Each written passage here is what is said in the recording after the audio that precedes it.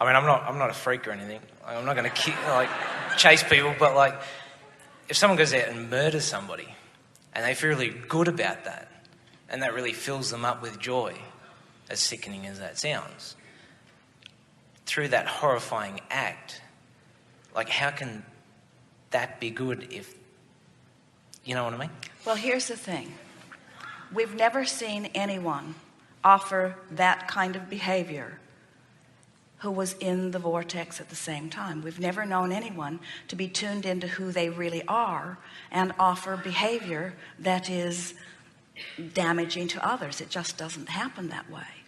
But we've seen plenty of people in their state of powerlessness who opted for anger or revenge over the powerlessness that they felt.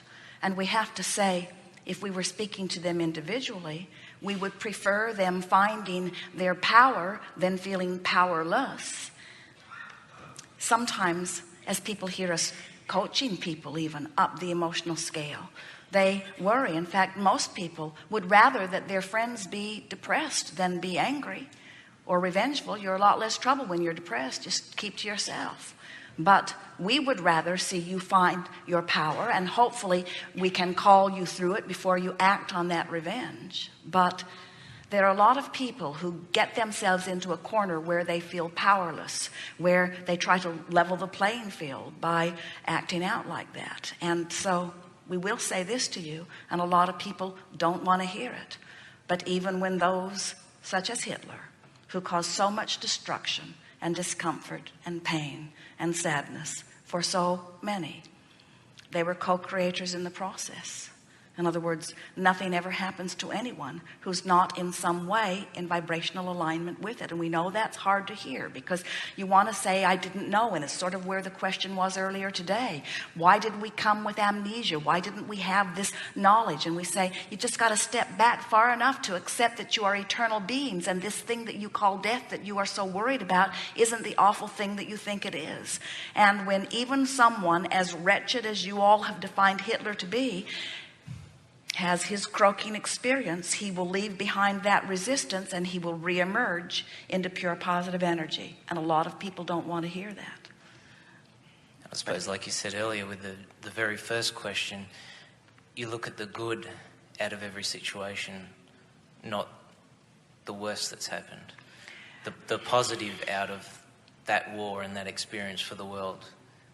Well, it is certainly easier to find things that you don't want in many things than it is to find things that you do want. But the thing of it is, wherever you stand and whatever it is that you are giving your attention to has the facility in this moment of being your excuse to line up with who you are or your excuse not to.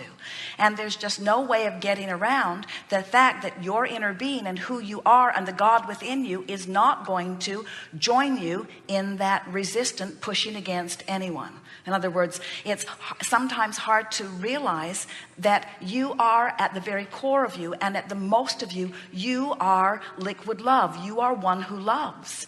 And it's hard to hear that when you're looking at something that is so incredibly unlovable, to say that means I'm supposed to look at something totally unlovable and find love. And we say, well, it means that if you look at something that keeps you from feeling love, you're using it as your excuse to separate yourself. And so you'd be better off to look for love somewhere. But you're right. Eventually, you'll get so tuned into who you are. You'll be able to see the world so clearly through the eyes of Source that you could look anywhere and find something to appreciate.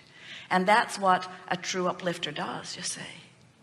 Man, in his disconnection, has tried to fashion God in his disconnected image.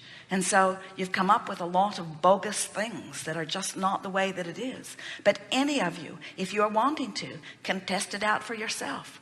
You can find out who you really are. You can find out what the Source within you knows and what the Source within you thinks about everything.